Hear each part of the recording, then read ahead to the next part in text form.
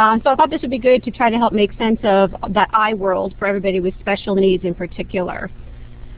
So who are we? For those who don't know who we are at Parents Helping Parents, this is the iTech Center, and we provide many services to individuals here in the Bay Area. San Jose is where we're located. We provide trainings, as well as we do our signature service is the Techsploration, where we are able to bring in individuals with disabilities, their families, the professionals that work with them, and work with them one-on-one in the tools in the area that they would like to focus in. We do also our vendorized through the Regional Center for our TIP program, which is our early start program for ages 0 to 3. We do provide consultations to school districts, Department of Rehab, etc. We do have 2 speech therapists that work with us with AAC expertise, which is a great resource to have. And we provide information and referrals everywhere. We also do have a volunteer who adapts toys to switches for those who need it, which is much cheaper than buying a switch adapted toy. And we are, of course, a member of the AT Network here of California. So that's kind of who we are in a nutshell. Well, hello there, Deb. It's me, Marion the librarian. Oh, hi, Marion. How are you? I'm so excited that our library is going to be able to order some iPads, and I just need to learn more. So what will I learn today? Well, today we're going to have everyone learn about, first of all, about what's built in to the iDevices. What's already some of the built-in features. Then we're going to talk about how to manage all those apps in your iTunes account, and even how to set up an iTunes account. What does that mean? We're going to find out about a variety of apps in several different areas, as well as find out where you can learn more information about apps in specific areas. And then, of course, we want everyone here to have a chance to share their knowledge. What apps have they used that you may have used that you found useful? Oh, I'd love to hear from other people about that. But before we begin, let me just make sure everyone knows the apps list cannot be exhaustive. It's just a small sample of what is out there. And also, very importantly, iDevices and apps for assistive technology and/or AAC communication should be considered in conjunction with an evaluation by a qualified specialist as a part of a comprehensive plan. In other words, just because it's out there in the iTunes store and you happen to have an iPad or an iPod Touch doesn't mean that app is right for you. You don't want to be spending a lot of money, and some of these apps, especially for communication, are expensive. Just because it's out there and freely available doesn't mean it's right for you. It should be done in conjunction with a qualified specialist. And you know, there are a lot of devices on the market, and people often ask me as a librarian, how do I know if the iPad or a particular app is the right tool for my child or for my client? Well, before you go to a device or an app, we're going to go back to assistive technology best practices. First, you ask, what is the task you want the app or the device to do? What is the student or the client's level of performance at this time? What is their level of participation at this time? And then we go back to the feature matching, which is so important whenever you're looking at any assistive technology. What are the features the student or the client needs? And then how does the iPad or the iPod and the app you are considering match those tasks and those features? And then, of course, what data do you have that the student client can use the iPad or the iPod and the app for those tasks? And what's the expected benefit to that individual? So again, it's going back to that good old assistive technology feature matching profile. So the iPad is really just one more tool to explore among an assortment of tools that you might try for an individual. Exactly. And it may not always be the best tool or the right tool. Is that what I'm hearing you saying? Correct. Okay, so can you tell me some of the pros and cons of the device itself? Well, sure. iDevices are easy to use. It's a really simple interface. The touch sensitivity is extremely light touch is needed. It's socially acceptable. It's very cool to use. Everybody loves, you know, when someone has an iPad and iPod out, everyone's kind of glancing over, ooh, what are you using? So it's very socially acceptable. And you can also use that one device in a variety of ways. It can be used for communication, it can be used for reading, it can be used for writing, taking notes. There's a lot of things, as well as entertainment. They're generally lightweight and portable, and they truly are economical, especially when you compare them to some of the more expensive dedicated AAC devices. Well, that sounds great. I can't think of any reasons why not to use it. Oh, there's several. First, there is the potential for theft. It is cool. It is a cool device. So, yes, when you're looking at the iPads and the iPods, there is that potential for theft. There are ways, especially for people in lending library situations, to protect their devices, and I will be going into that a little bit later in this presentation. And that goes for the easy to lose, too. Is it small? Right. My 14-year-old has an iPod Touch, and he lost it for 6 months in the house. He could not find it. We finally found it tucked underneath the couch cushion. But, you know, he swore it was in there, and it was. So they are easy to lose because they are small. Also, a lot of people don't realize the management of all those apps requires time for all the updating that has to be done. So be sure to allow yourself that time to do those updates, especially when they update their iTunes accounts or they update the device operating system. You really need to then go through and update the apps. As a librarian, I would need to take that into consideration. Exactly. Give yourself the time. You also potentially need time to set up the device for each individual user, especially if it's someone who needs the settings changed so they can access the device itself easier. And I'll go into that in a little bit. And it's also, again, very easy for the device to become an entertainment tool, especially with the iTunes music built in, and the iTunes they have YouTube built in as an app. You know, it's very easy just to use it for entertainment only. So speaking of all these iDevices, what are the differences? I know the iPod Touch is smaller, but what else is important to tell families about iDevices? Well, the iPod Touch is a small device. It's handheld. It is Wi-Fi only. So when you have an iPod Touch, it's only Wi-Fi. It doesn't have those data plans, those 3G, 4G accounts. It's only Wi-Fi. So no phone, no phone. Internet? No, you can get internet off the Wi-Fi account. Okay. But you can't use the phone. There's no phone. And if there's no data plan, you have to be near a Wi-Fi access place. Now, there's lots of them around. You can go to McDonald's, Starbucks. They all have places that have Wi-Fi available. So that's good to know, and keep that in mind as well. The iPod Touch is 8 gigs to 64 gigs, and it costs between $229 and $399, depending on how many gigabytes you decide to get on your iPod Touch. And the gigabytes is just the amount of memory you want available. So it really depends on the number of apps you're going to run and how big they are. And that's something you can determine as you're working with the families. It takes about 4 hours to charge, plugged in to a wall socket, and that gives about 7 to 14 hours of playtime per each charge. And the newer iPod Touches that came out in December have 2 cameras, one in the front and one in the back. Comparing that to the iPad 2, which is the one that came out not too terribly long ago, they have 2 kinds. They have the Wi-Fi only iPad available, which is between 16 and 64 gigabytes, and the cost is $499 to $699. But they also have a 3G Wi-Fi, which is Wi-Fi and 3G available on it. Same amount of gigabytes, but it costs more money to buy that added feature. And when you have a 3G iPad, you have to buy the data plan to go along with it. So there's an additional monthly charge. But then you could get internet anytime. Internet anywhere, as long as you are connected to a tower like a phone. Right. But it still doesn't work as a phone, unless you have an app for that, which there are apps for that. So, but I'm not going to go there. That's another conversation. It takes 3 to 5 hours to charge plugged into a wall, and takes that's about a 10-hour battery life, depending on what you're running. And again, there's 2 cameras, front and back as well. Okay, and what features come standard on the operating system on these devices?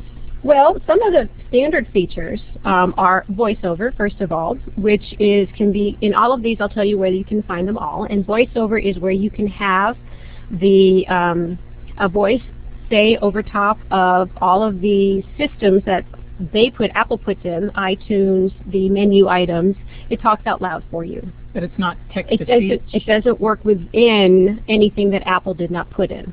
But it does work within iBooks. But it doesn't work in some of the other book ones because those aren't Apple products. Okay, so be aware of that. Zoom is also another feature that's built in, where if you enable Zoom, you can tap on the screen and it zooms it up, and then you tap again and it zooms it back down. There are restrictions you can set, so you can set it so that especially as a librarian, you'd want to set it so that people cannot delete apps. You'd want to set it so that maybe you want to set it so that you have to have a certain code to do certain things on the iPad. And like adding an app, getting into an iTunes account, and you can set those in restrictions. Okay. Auto correction and auto capitalization is also available when you're typing on the iPad. You can have those enabled so it automatically tries to correct what you're typing. It does come up with some really funny errors at times, and I've done a few myself when I'm not looking and I suddenly send something and I realize, oh my Lord, that's not what I meant. So be careful of autocorrection. To reread. Exactly, reread before you send. So be aware of those. There's also international keyboards available that are already built in. So you have someone who is a second language learner. It's nice to know you can set it up for German or Russian or Spanish even, which is terrific. You can change the font size easily. And also you can change it so it's white on black if that's easier for you to see. So those are some of the features that are already built into the iPads and the iPod Touches, which is nice. Okay, those are great. How do I get to them, and especially restrictions? I'm particularly interested in those. So what you do is under the settings icon, you go to the general settings area. And under the accessibility part, in the general settings areas where you're going to find the voiceover.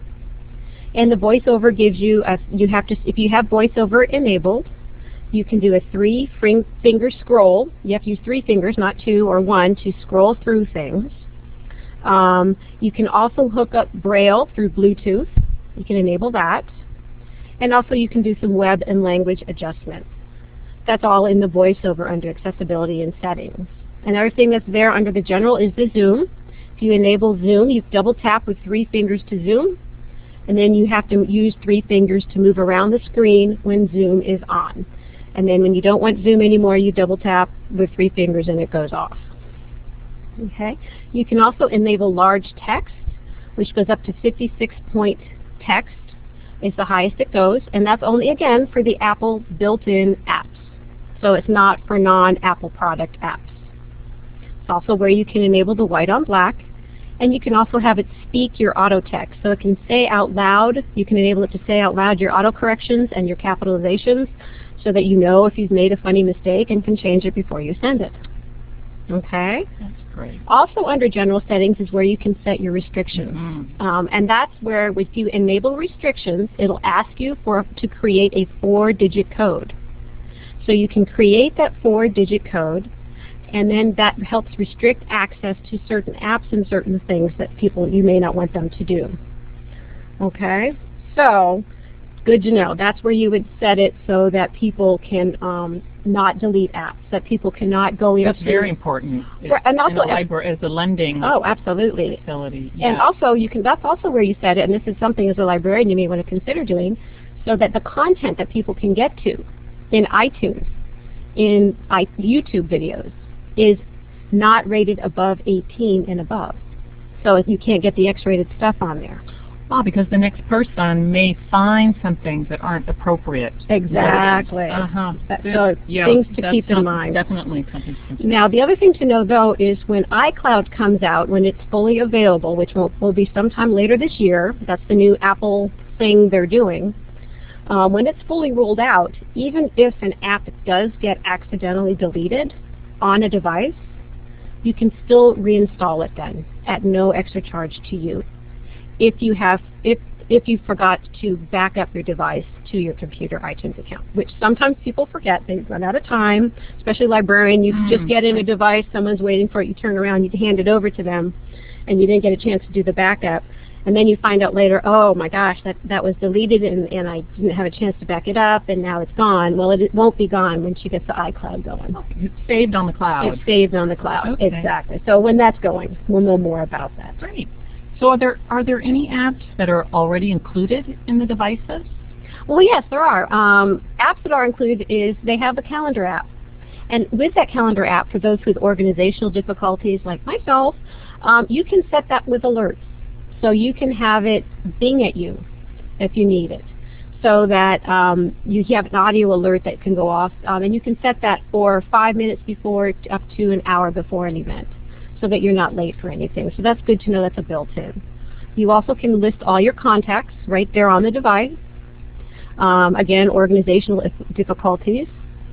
You can have pictures in a photo library, so you can always have your photos available to you. It has the camera, which is where you take the pictures from. Voice memo for recording digital voice, so that you can record like a recorder. Now that you mentioned camera, it just brought something to mind, is that maybe that's also something you need to check as the librarian, the photo library, before it goes out again. Absolutely. Somebody could be taking some pictures you don't... Exactly. You don't want to see. Yes. That might be good.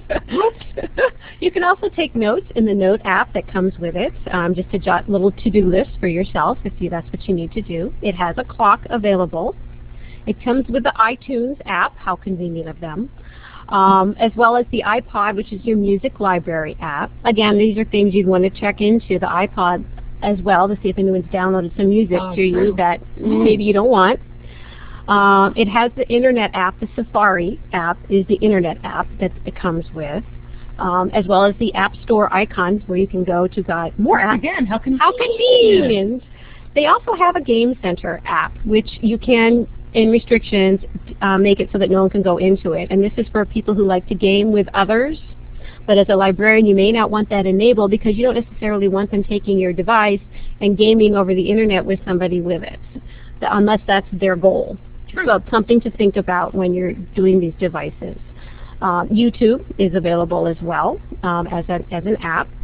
Maps, mail, email, for those who have the G's, and FaceTime, which is their social networking like Skype, where you can see each other's face. And if someone else has an iDevice, an iPad, or an iPod Touch with FaceTime on it, you have the iPad or the iPod Touch with FaceTime on it. You can then use that to like Skype with each other. Oh. So you can talk with them and see each other's faces. And that's not a charge. There's no phone charges for that. Okay, that's very cool. Yeah. But these are the apps that are already included. And if you start... Yes, go ahead. Lauren. Go ahead. And I'm wondering anything for deaf and hard of hearing people, for like a video phone app. For using video relay service. And I'm wondering anything for deaf and hard of hearing people. Is this something in the iPad because it has the camera there and you can make the phone calls? That would be the FaceTime. iPad because it has the camera there and you can make the phone calls. I would suggest FaceTime for that, where you could be signing to someone who can interpret to someone else on a phone. It is not a phone app. Remember that, though. It is not something where you can then use that to have an interpreter interpret to somebody else who doesn't have a FaceTime. They would have to then... It's Wi-Fi, right? Right, exactly. It's just using Wi-Fi. And then you have video card, right? You just put in the number to call? Exactly. But yes, it's an option for if you're signing to someone who is signing back. Does that make sense? Okay.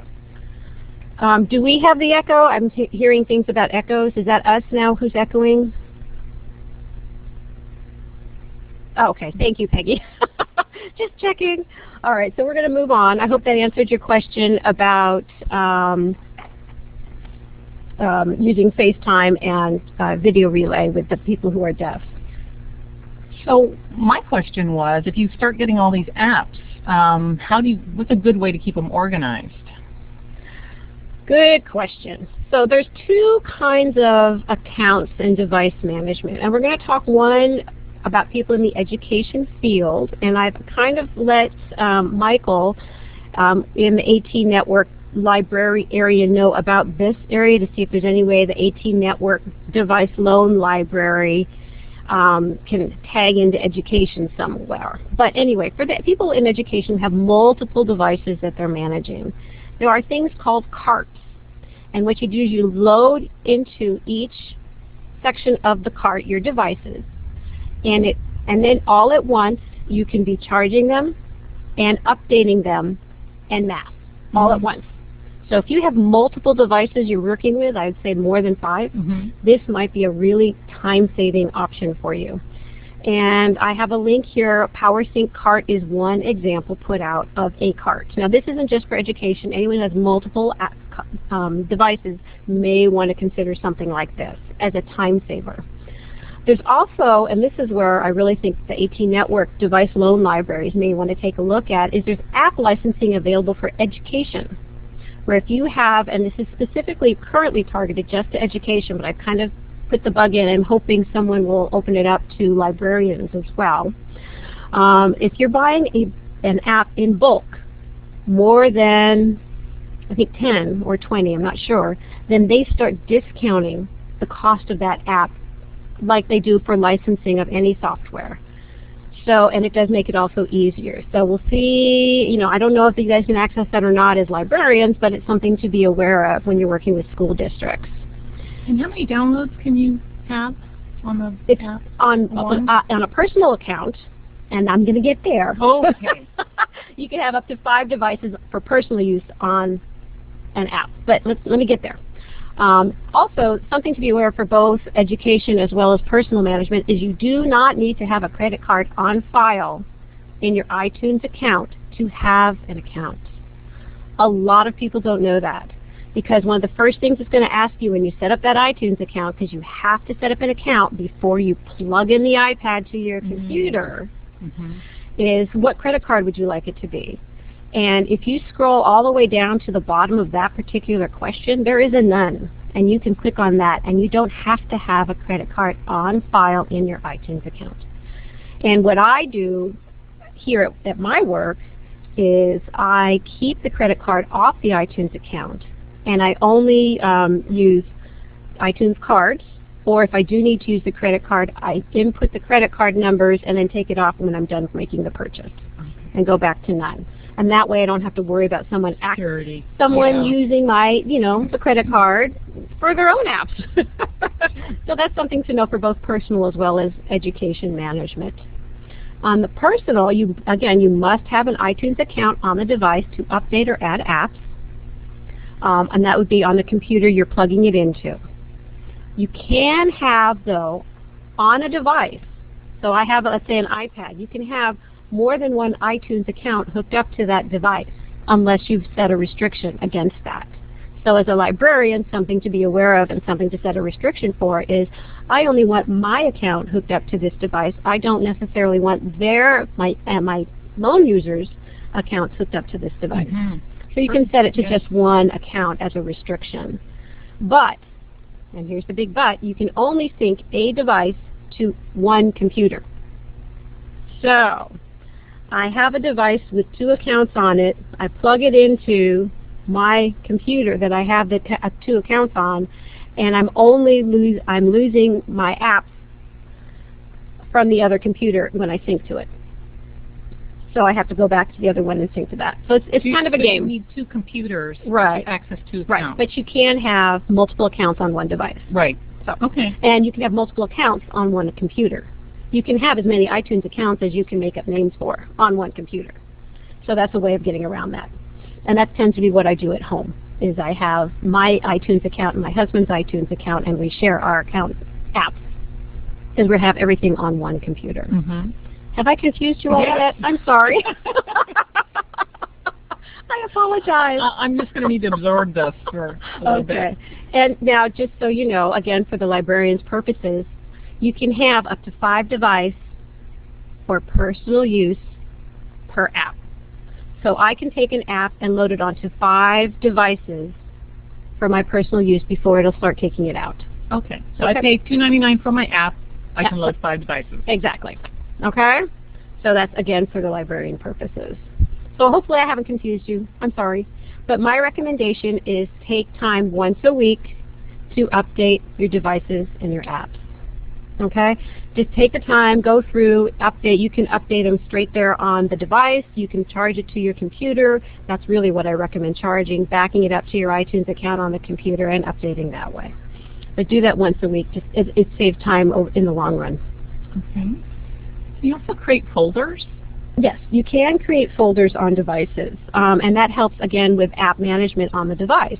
So if you are, again, a librarian, you have several different AAC-type communication apps on that device. You can, all you do is you click on, you put your finger down on the app until it wiggles, and then you move it over another communication app that you want, and drop it in. Oh, and now that's what wiggling is for. That's what that wiggling is for. And then you'll see a folder is created that you can then name anything you want it to be. Okay? So it just helps. And then how do I get the apps in that folder? You just, again, you move them in. You just drag them? and while they're wiggling, you drag them into the folder. And one more time, how do I get to use my husband's account and my account on the same device? Is we have our iTunes account set up on a single computer. So anytime I'm syncing my device to that computer, I'm getting his apps. And anytime he syncs his device to that computer, he's getting any apps that I may have.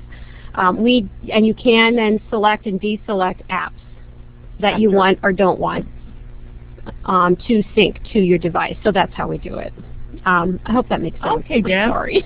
I think I'm confused now. The other thing you need to do, it doesn't get to be a mess and it's not confusing, because you can, in your iTunes account, you can ask to just look at the device that's plugged in and see a list. You go to apps and you can see a list of apps that are available, and then you can then select the ones that you want to have synced to your device before you sync it. Okay? The default is it automatically syncs every time you plug in the device. You can change that default so it doesn't automatically sync until you're ready for it to sync, and then you hit sync. Okay? Okay. One other thing that's important, and a lot of people don't know this. If you quickly double-click on the Home button, which is a little button on the bottom of the device, you're going to see a taskbar come up at the bottom, and you're going to see a bunch of icons show up on it, app icons. And these are the app icons that are in their quote-unquote cache. And this is like the toolbar at the bottom of your computer, so you know kind of what's running in the background. Okay? And they've done this because people, if you're doing if you're going back and forth between iTunes and a Word document, or not a Word document, ooh, that would be wrong, writing a word processing document, and you're going back and forth and getting information, you can quickly click on that app icon. It'll take you exactly where you were before, so you don't have to go back to it. The downside is many people forget to clear that out. So if you have a lot of apps running in the background at all times, they stay running until you clear it out. So at the end of each session with using a device, or as a librarian when you get the device back, double-click on that Home button until you see the apps show up in the taskbar. You hold your finger down on an app until it wiggles and you see the negative red sign, and then you just delete the apps in the toolbar. It's not deleting the apps on the device, it's just deleting the apps in the cache. Oh, okay. So they're stopped, and that'll keep the speed up of starting and stopping that device. Okay. Okay? Okay. Exactly. Right. And it does save battery power. All right, so I've confused everyone. Yeah. Yay. So can we just get on to the fun stuff? Oh, all right. I think I'm on overload with that. Okay, fine. So we'll go to apps. So today, the apps do not go away if you reboot the device. You need to clear them out of the cache, Peggy. Sorry, and that's just how it works with the way they've set it up.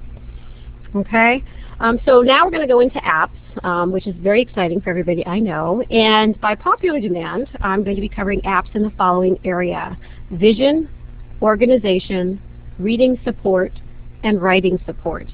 There are other areas. There's communication. There's early learning. There's, I can't go there. There's just too many areas. So I'm choosing these areas because I've been asked to. So that's where I'm going to start. Now, some of these apps do have what they call light versions of them, which is great for a librarian to load because they tend to be free or lower cost. They're not as full-featured, so if there is a light version of an app that I'm going to talk about, I'm going to let you know that. I'm going to also let you know what features it doesn't have, so that when you're working with families or people who are renting things out from you, you can say, but it doesn't have this or it doesn't have that, but you get a sense of the app this way. Okay? So, and it is, again, not by any means comprehensive. I will be pointing to you in each area places to go with more comprehensive lists of apps to look at. Can we call you too if we have a question? Absolutely. Great. Okay, so for vision apps, I'm going to look at some different areas. Okay, I'm going to first look at money reader type apps, and specifically I'm going to look at the Looktel money reader. There is an app that the government put out which does something similar called iNote. It's a free app, but it's not as good. So I can't really talk to it well. I found it very hard to use and I'm sighted. Zoom Reader is another app I'm going to talk about that's available for those with low vision. I'm also going to be talking about a GPS app called Sendero. And I'm going to be talking about VizWiz, which is kind of a unique sort of app that uses the idea of social cloud to help people who are low-sighted or blind. More apps, though, in this area can be found at Spectronics in OZ, which is Australia.com. And they are really good down there in Australia at Spectronics in providing information about iPhone and iPad apps. And they have a whole listing for magnification and vision support, as well as reviews and features, which is terrific. So that's a place I highly recommend you take a peek at. Okay, so the Looktel Money Reader. What this does is you point the camera, the back camera, of your device. You don't have to click on the camera. You just click on the Looktel Money Reader. The camera opens up automatically in it at a bill. And it will read the bill and tell you orally, U.S. bills, what that bill is. And the bills can be stacked one upon another, and it reads the top bill for you without getting confused by the bills underneath, which the iNote cannot do. You also don't have to have the full bill like this picture. I have a picture representation of it which shows the full dollar bill in the picture. You can have a corner of the dollar bill in the picture, and it will still read that as a $1. I tried this out at CSUN. It was terrific. It's a really, really good money reader app, so I really like this one.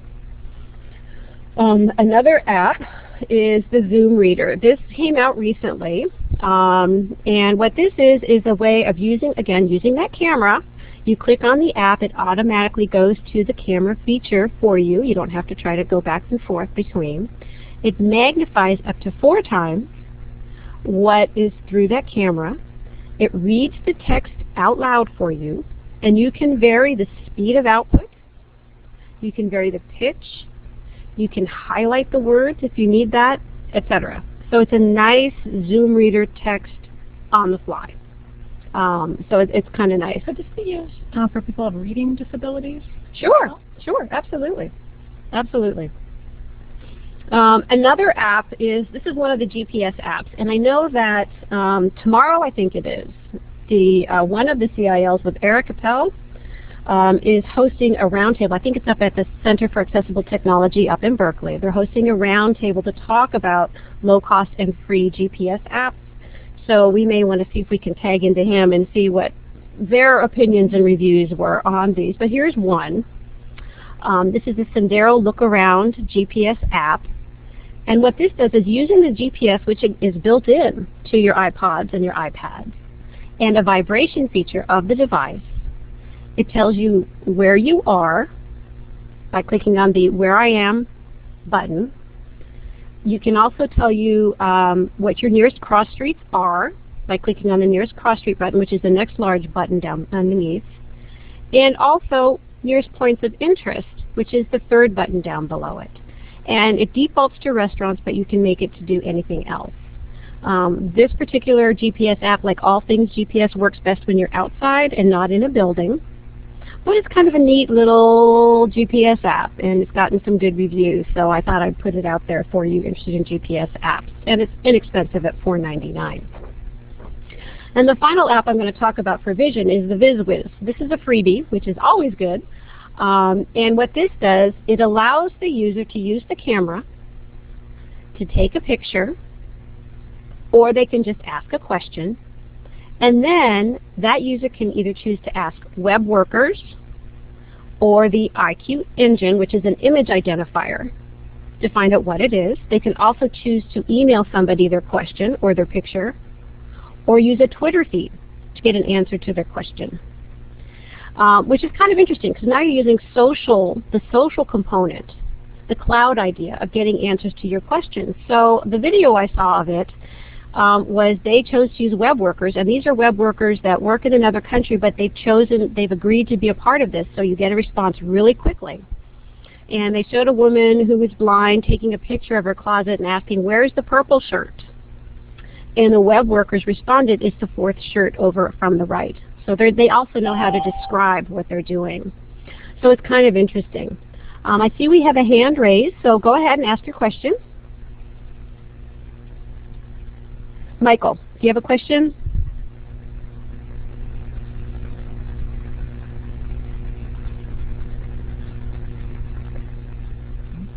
Okay, Michael, if you choose, you can either text the question in or just ask, okay? And feel free to interrupt. I am interruptible.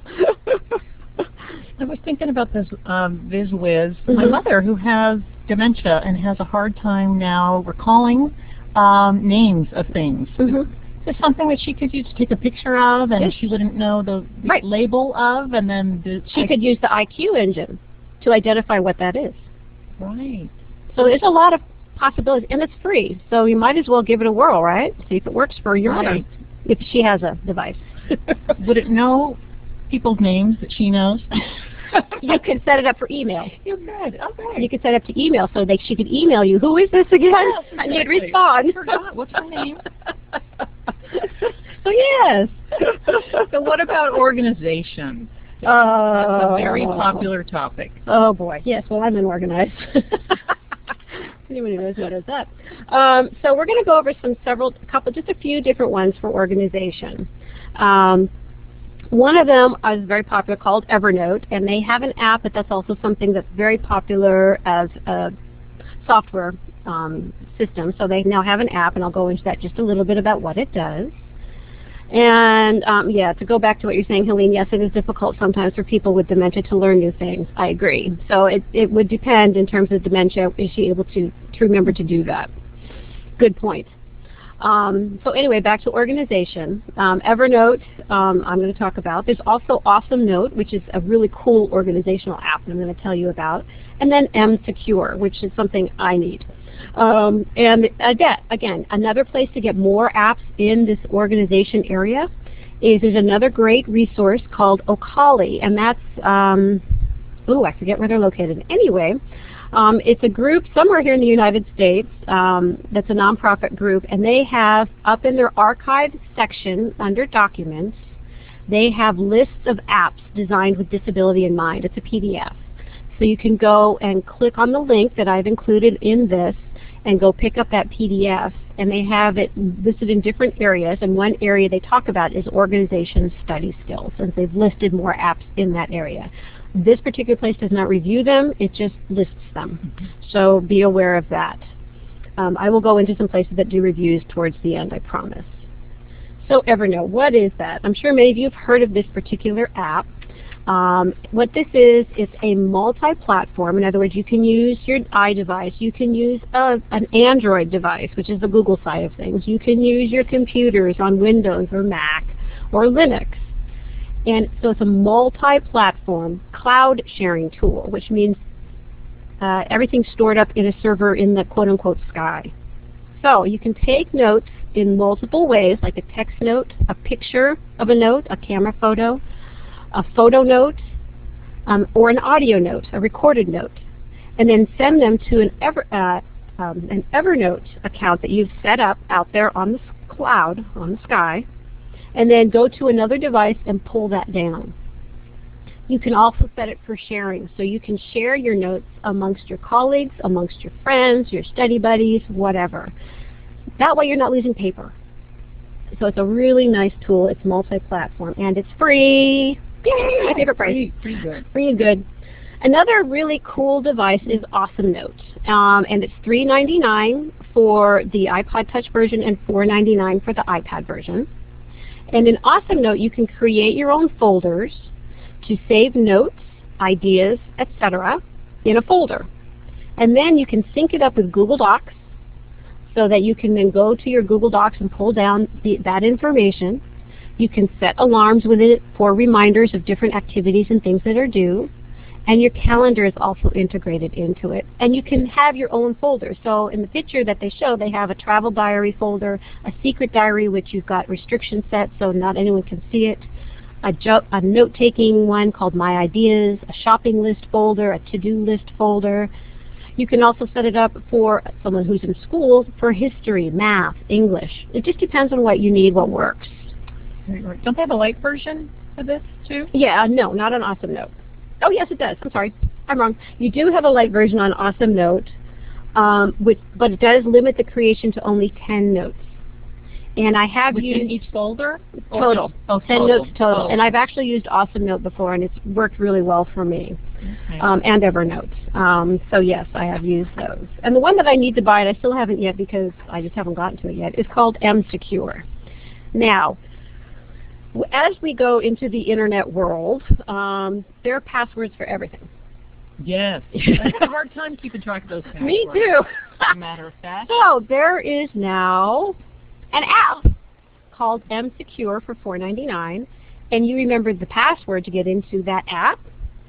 And there you store all the other passwords and important information. And it's supposedly a very secure app. So you just have to memorize the one password for MSecure, and then you can go into this and you can pull out the passwords for your bank accounts. You can pull out clothes size people. You can pull out combinations to lockers. You can pull out credit card information and account information and insurance information. So it's all in one place. Because I forget passwords all the time. Yeah. I hope it's secure. Oh, I do too. This is the one I have to get yet because I could totally use this. Oh, here's another one called 1Password or iPassword, and it's great, and it syncs with the Mac version on the Mac. Good. See, I need this one too. Great. Good to know. So there's some thoughts for organization. And again, there's many more. More.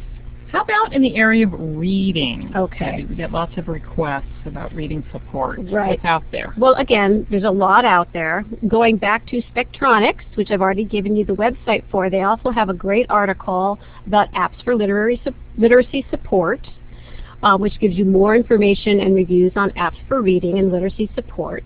But what I'm going to talk about is iBooks with VoiceOver enabled, Read2Go, RFB&D app, and Speak It. Those are the four that I'm going to address here today. So Read2Go is still not yet available, but when it is, it's going to be $19.99, and it's for Bookshare members. So if you know someone who's a member of Bookshare because they have an acknowledged print disability, they will be able to read and store their Bookshare books on their iDevices. And they keep saying it's coming out soon, so I'm waiting. I'll let you know more about it, the features of it. I don't have that information yet, but I did want people to know it's coming out there. And I can't It'll wait read for it. electronic text. That's the idea behind it. Bookshare books. Okay. For Bookshare members. Oh, only. Only, right. Now this is another one that's come out called RFB&D Audio. And this is for members of the old RFB&D, now called Learning Ally members. Anyway, this allows their audiobooks to be played on their iDevices. Okay, so again, it's for members only.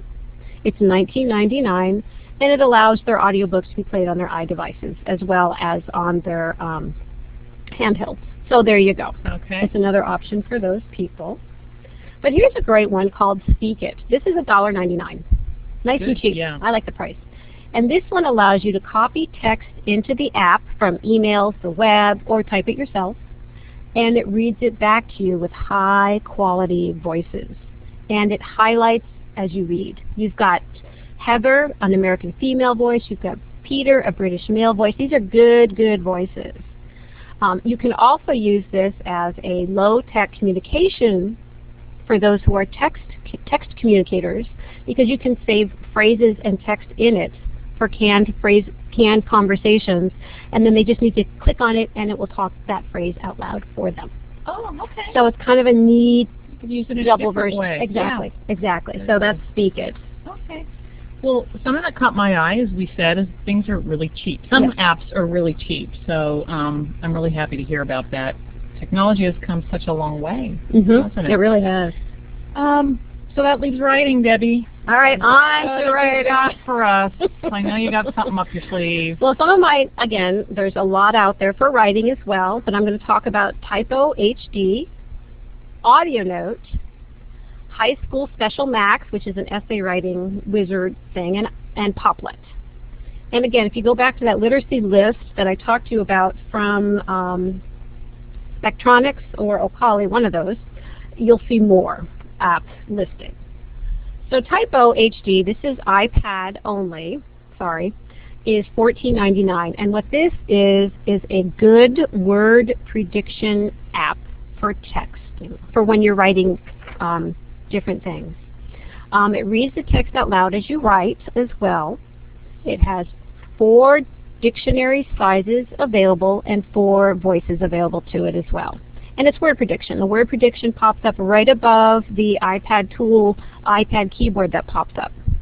So it's available to you just by clicking on it. It then pops that word back up into the text there. And then you can import that text to, you can email it to somebody, you can send it to, if you have a Word program on your device, you can send it to that Word program, whatever you have on your device that accepts that text, to then email it or do more manipulations with it. So it's a nice little tool. The next one I'm going to talk about is Audio Note, and they do have a light version on this as well. The Audio Note is $4.99, and this works like, if you've heard of the LiveScribe pen. Oh, yeah, I have one. Yeah, this works like that. It can type, you can type or write text into Audio Note Lite, or Audio Note rather, and be recording at the same time. And while you're recording, it's tagging what you're recording to where you are in your writing process. So when you go back to it, you can click on the word write, and it'll... Do I tap? You tap with my finger? And it tells you what was being said out verbally out loud at that point. Oh, then the recording would just start at that moment? Right. Just like my LiveScribe pen. Exactly. And then you can save this. You can with a full version Audio Note, you can then upload it to the computer, into your iTunes account to share with somebody else. I don't know that there's different colors available in this. That's a good question. But what it does have, it has a light version. So you may want to take a look at the light version, which is free. And in the light version, you get 10 minutes of audio available per note for 2 hours of total audio, and you can't share notes. But at least you can then check and see on some of the features like different colors. I'm not sure. That's a really good question. And also, how good is the recording? That's something, it depends on how far away. Right, it depends on how far away the person is. Right. So something to check out. Those are good questions and good points. Another one that I really like is High School Special Max, and this is for people who need assistance with essay. The full version on Audio Note does not have any time or length restrictions. It's unlimited. For High School Special Max, it's $17.99, and I really want this one. Okay.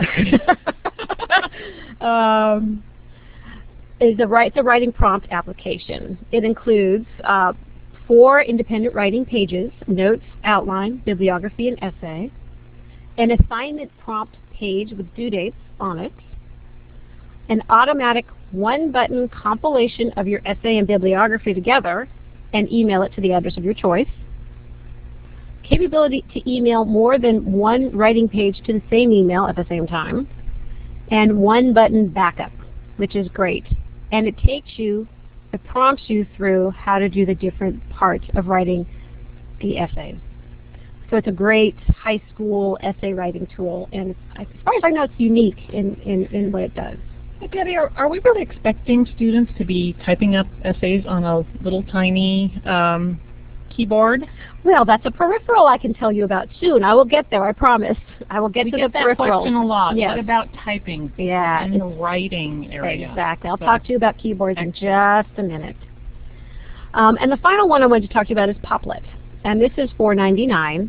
And this is an easy-to-use what they call mind mapping tool. If people are familiar with Inspiration, this is like Inspiration but for the iDevices. You can pop up in their little Poplet bubbles, is what they call them, a combination of text, drawings, pictures, whatever you want in your bubbles. You can then link the bubbles together however works for you. You can make as many maps and share them as you'd like. There's a light version? There is also a light version on this one. In the light version, you can use all the features, except you can only make one map, and it's not shareable. But you can at least try out all the features in that one map and see how it works for you. And that's a free, light version that's free on this one as well. Wow, well, I'm looking forward to trying these out, especially the light versions, of course, I would try before buying. But before buying, they look simple enough for even me to use, so that's a good thing. So you just mentioned accessories. Right. So let's go curious about other peripherals. The world of peripherals. Okay. Cases is huge because you have to protect those devices somehow, and some of the users can be quite rough, and I'm going to go into that specifically soon. We'll talk a little bit about some stands and mounts that are available, as well as Bluetooth switches and keyboards. Anything that's hooked up to the iPad or the iPod Touch is Bluetooth. Is through their Bluetooth, which is how that works on the iPads and the iPod Touches. We'll talk a little bit about the stylus, the pointers, and the key guards that are available. Yes, there are key guards available for your iPads. Aha, you didn't know that. I'm also going to mention our Tornado switch interface, which is not out yet, and it'll be available sometime this summer. And there is a YouTube link to it to watch how it works in action. But to go into cases, right now, this is a huge area because you have to protect those devices once you get them. And especially if you're loaning them out to people, you want to make sure they don't crack the glass, they don't drop it and shatter and break the back of the case. So how do you protect it? Did we mention that as a con? Damage? Damage, exactly. So some things to ask when you're looking at cases is how portable do you need this to be? How durable does it need to be? Does the case need to be? And are there any mounting needs? Is this going to be someone who needs to mount it? And can the case handle it? For the individual. For the individual. Right. Okay. Now there right now is a very good conversation going on at a website called A4CWSN, which stands for Apps for Children with Special Needs, if you're like me and need, like, why is that acronym? Is that the number 4? It's the number 4, CWSN. And they have a whole conversation going on now about cases. What are some of the good cases? What are some of the features of cases, etc. So that's a place to also kind of peek and get some reviews. So there is the OtterBox, which many people have heard of, and Shane has a comment on the OtterBox that says that it has little or no drop protection. And he's saying that big grips and eyeballs is some of the better cases for the iPads, which is good to know. So the OtterBox is one that you'll hear the name of. But also, RJ Cooper has an iPad Ultimate Carry Case. It has straps on it. It has it has full protection for the front as well as the back of the device. So that's something to look at too. Is RJ Cooper's Ultimate Carry Case. Now AMDI has a more expensive case called the iAdapter. It's $198. And it only works currently on version 1 iPad, not version 2 iPads. They're making a new one for that. And there's also things for those who are just concerned about the buttons, is they have the Bubcat home button covers. And you can buy different strength covers for the home buttons. So if you've got if you really want someone to work in one app and you don't want them pushing that home button to get out of it all the time, gee, I've seen that before. You can get a home button cover, and you can get them in different strengths. So you can have it so that a light touch is needed to activate it, or a really strong touch, so that the little ones who are trying to get out of what you're trying to get them to do can't hit that home button and get out of it. So it's kind of then they'll throw it across the room. And then they'll throw it across the room. But then the case will have protected it. Excellent, yes. So Shane has indicated he has a website called autismepicenter.com, and he's reviewed both the eyeballs and the big grip cases on his website. So if you want more information about those cases, check out autismepicenter.com and look for that. Thank you, Shane. That's good information. Now, another thing to look at when you're looking at cases is stands and mounts. First of all, if you have a case and you need to have it put on a mount, make sure the case and the mount work together.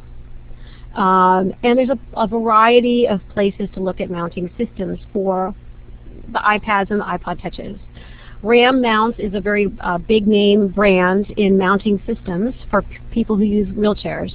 And they have case mounting systems that range from $36 up to $48 depending on what you're looking for. So kind of look through their site. CJT Mounting is another place that has mounts available for the iPad and the iPod Touches. RJ Cooper also has different stands and different mounts available for both the iPad and the iPod Touches. And Mount Me has one called Freedom 2. So there's a lot of different ones out there. So Mountain Mover is another one, exactly. So there's a lot of different mounting systems available. I just wanted to give you like places to go look and be aware of. Some of these places, if you can get to a large AT-type conference, they'll be on display. Not at CSUN so much. They used to have more at CSUN, which is down in San Diego every year. But some of the bigger ones like ATIA, which is in Florida and Chicago, will have these on display if you can get there at all. They're great places to go. Now let's go to the Bluetooth world. Bluetooth switches and keyboards. Before I get into switches, I have to say that if you're looking at a Bluetooth switch, until they get the Tornado going, which is the Bluetooth switch interface that's supposed to come out sometime this summer, the switches will only work on apps that have enabled switch access into their app. Okay, does that make sense? Yeah.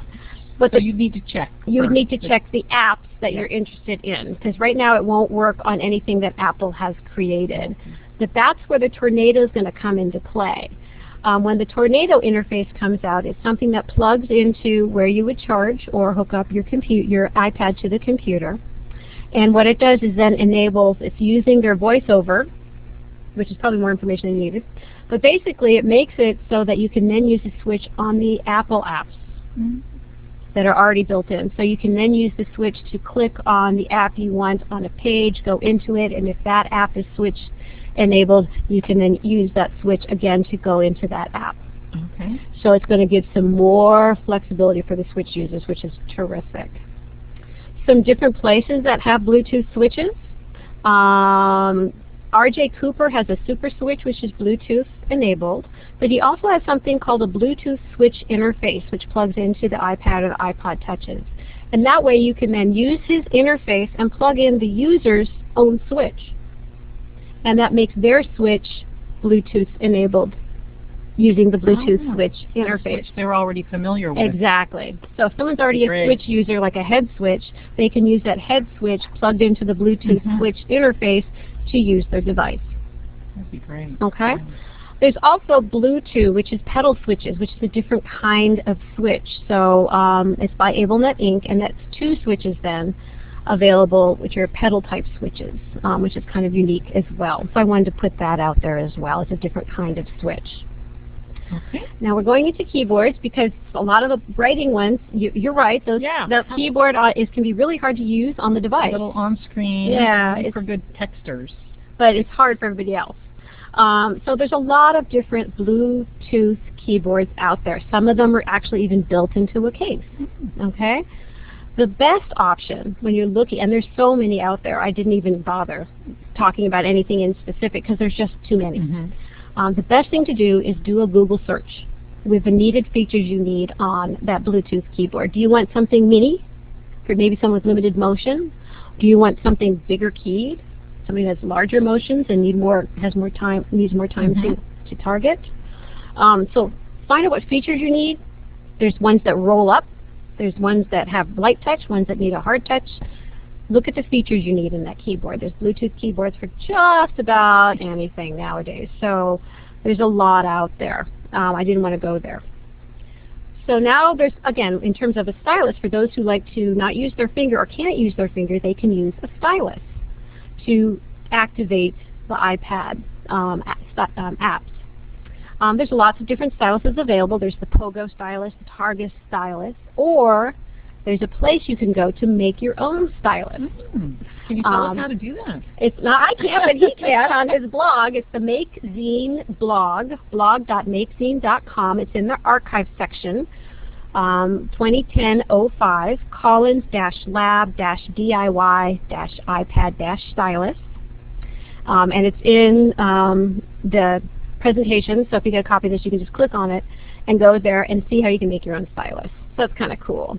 You can also make that stylus into a head or a hand pointer for free using foil. Foil is the conductor you need. So aluminum foil? Aluminum foil. The foil conducts the electricity from, because the way the iPads and iPod touches work is they look at the electrical impulses, the electrical touches from your fingers to activate. So you need that electrical impulse to go through the stylus.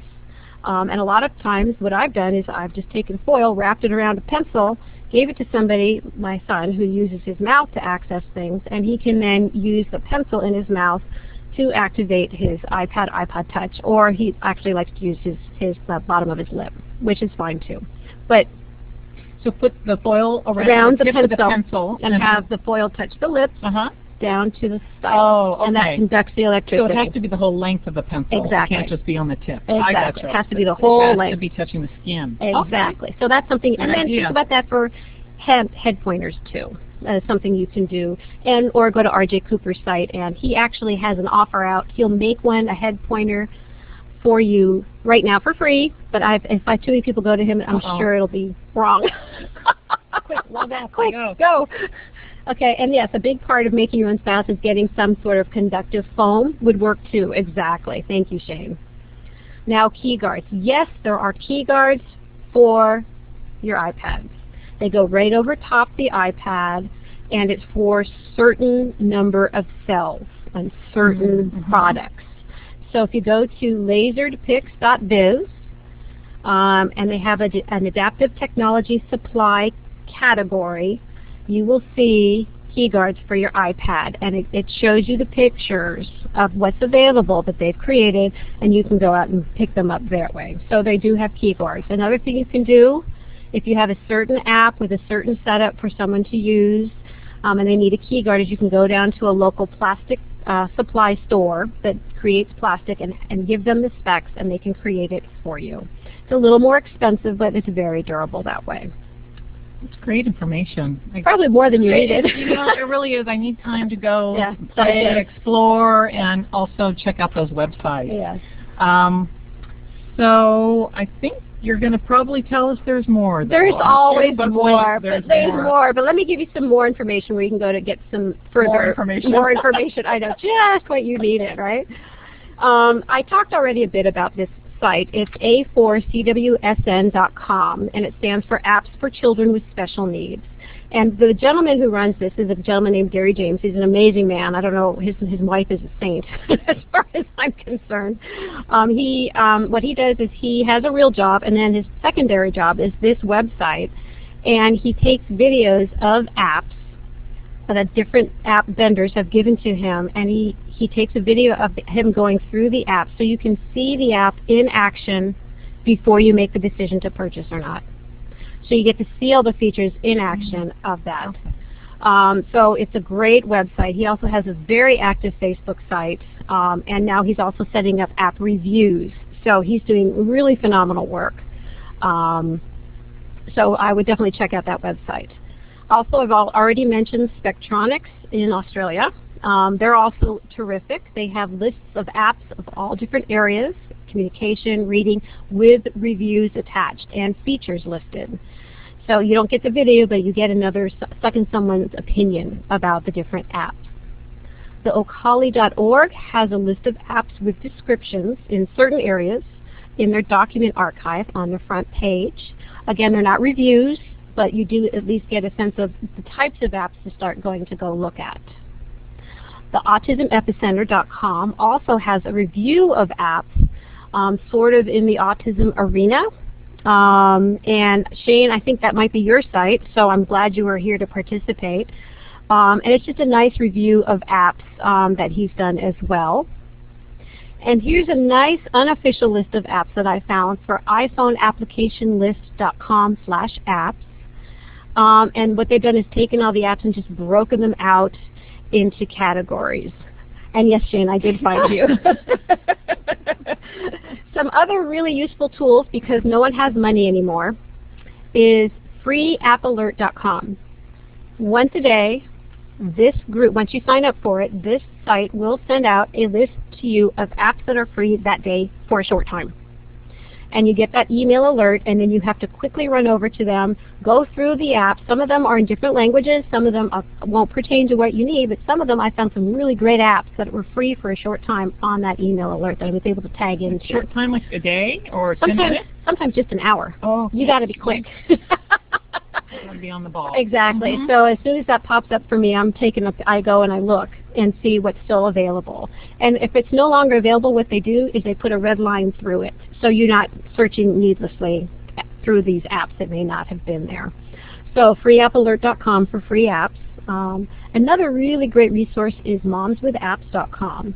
And what this is, a group of family-friendly app developers who blog about the apps, and they also offer free app Fridays. So it's every Friday? Yes. So take a look. I'm all about free. Excellent. I will definitely go. And also the Facebook, if you're into Facebook, the A4CWSN also occasionally offers free apps if you catch the codes. So, and they're also doing another app party for free apps or deeply discounted apps sometime in October. Okay. So it's a place to keep an eye on. Whew. Lots of info. So much more info than you can stand. There is one. I, of course, don't have anything more to add to this. But maybe now somebody else does. It's your turn. Let's hear about what works. If you have favorite apps, what's worked for you? Yes, Shane's Autism Epicenter site gives that app too, so that's good to know. I didn't know that. When? With how do we sign up? Excellent. So does anyone else have any apps they want to talk about, or questions just in general about iPad, iPod touches that I may have confused you thoroughly on? That you need some help with? That you Sorry. remove them, please, or, this is your chance to pop in. On the iCloud, does the iCloud save them? Yeah, go ahead, please. Like almost like Just a foreign a trash file? with JCC. And I'm a little bit confused about the iCloud. Does that mean that you remove them, or on the iCloud, does the iCloud save them for me? Okay. Like almost like Yeah. a trash file? Yeah, what the iCloud will be, and it's not out yet, so I'm still trying to figure it all out myself, is the iCloud is a way to save all of your iTunes videos, music library for a fee. Although the iCloud itself will be free for the apps, to the internet servers out there on the quote-unquote cloud. So that also means you sign up for an iCloud account. Any apps you buy, any iTunes music you buy, any videos that you buy will be on the cloud server, not necessarily on your device. You then pull it from the cloud to your devices when you want them. You can choose to save to your device or save to the cloud, or both. And my impression is, I think this is how it works, if the device breaks, if you've lost your device, if it gets stolen, if it gets broken, if it whatever, you haven't lost all of those things. They're on the cloud. So you get another device and pull it back down from the cloud. So you never actually lose anything anymore. It's all on the cloud. That's my impression of it. I could be wrong, but we'll see. I'll let you know more when I get this. Okay. So that was a question about the iCloud. And again, that's not out yet. So I don't have a lot of answers yet. Sorry. I have Dane's from ILCKC saying she uses a Looktel and it's the best money reader he's ever used. I'd have to agree. I think it's one of the better ones. I agree. And Karen has a question. Is there a way to make these devices dedicated? So perhaps DOR or schools would pay for the device. Well, here's the thing. Medical insurance is a few cases out there, not in California, never in California, that they're starting to pay for devices for communication. Okay?